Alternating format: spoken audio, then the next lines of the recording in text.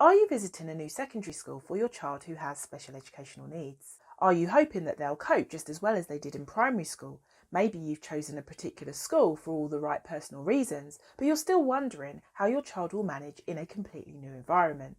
Is it realistic to hope that your child will just adjust, to expect that things will just work out the way they always have done, especially without right adjustment, support or recognition?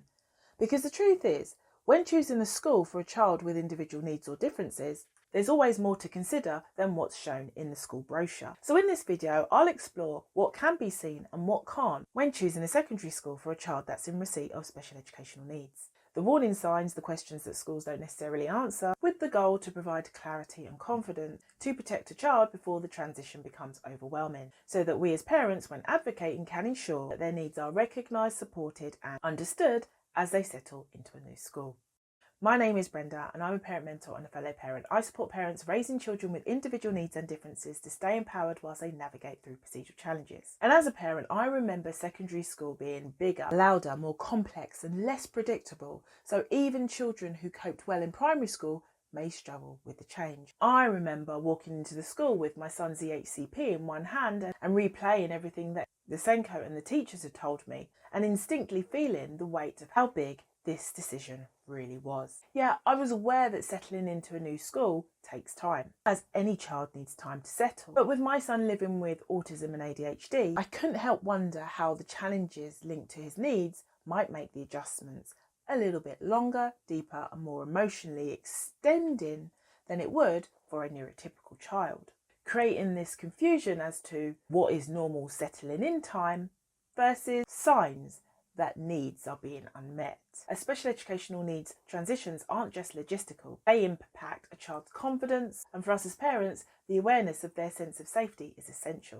So as I mentioned before, the visual cues whilst attending an open day felt reassuring, but I also knew that that didn't guarantee a smooth transition. So let's break down what we observe: friendships and social isolation. We see students interacting, peer mentors, lunchtime clubs, plausible signs of an inclusive environment.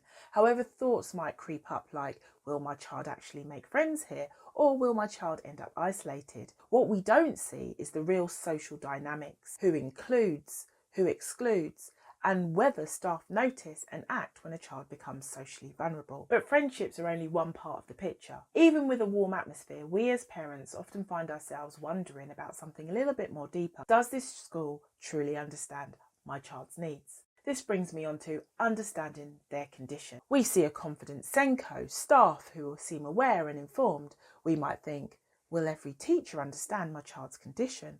Or will the support depend on who's in the room? Because what may not be apparent at the moment is consistency, how well staff apply strategies daily, and whether the approach holds up under pressure. But safety is not negotiable, which brings me on to one of the biggest concerns that many of us hold: bullying. We see posters about respect, friendly pupils on the tour, but we think, will my child actually be safe here? Could bullying continue or get worse? What you don't see is how schools respond in real time, how fast they act, how transparent they are, and whether vulnerable children truly feel protected. And even when schools feel safe, there's another challenge that isn't always obvious on a tour, and that is sensory overwhelm. We notice the quiet rooms, the calm corridors and the sensory-friendly spaces. But how will this look when the whole school is moving?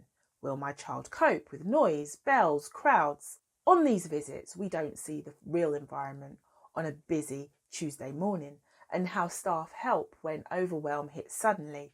But sensory needs aren't the only hidden stress. For many children, anxiety is the part that others don't always notice, which brings me on to meeting anxiety and emotional needs. We observe staff who say they understand anxiety, but I wonder, will they take my child's anxiety seriously or dismiss it as avoidant? Yet we don't see how staff respond when anxiety shows up, disguised as shutdowns, tears, avoidance or behaviour.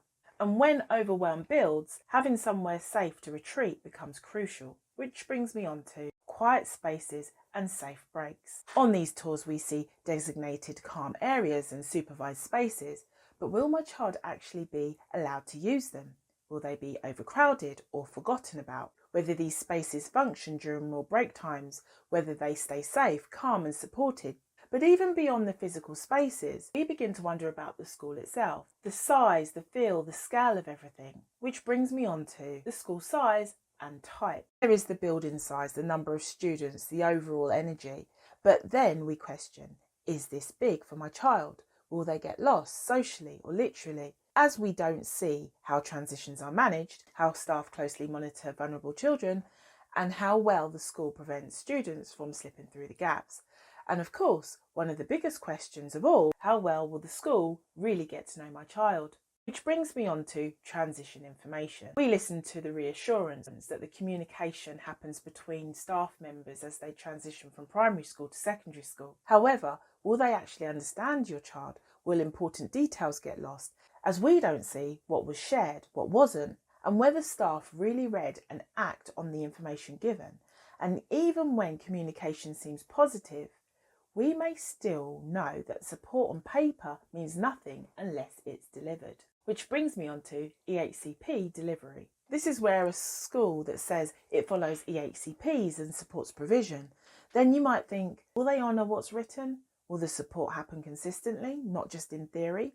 Especially as we don't see what support looks like in everyday lessons and whether the plan is actually followed. Choosing a new school for a child with individual needs and differences is never truly just about what is seen. It's about understanding the whole picture. When we look beyond the polished surfaces, ask the right questions and recognise the warning signs, we give our children the best chance to thrive. Because the right support, the right adjustments and a school that truly understands a child's needs, it can be a fresh start where they feel safe, valued and able to grow. And as parents, our advocacy is powerful. When we're informed, confident and clear about what our child needs, we can help ensure that the new school doesn't just see our children as a new pupil, but a child that requires the right support from day one. So if this video resonates with you, why not take a look at this video here? Or alternatively, why not take a look at my website? But for now, keep doing what you're doing, stay focused, stay empowered and keep creating progress. Thank you for listening.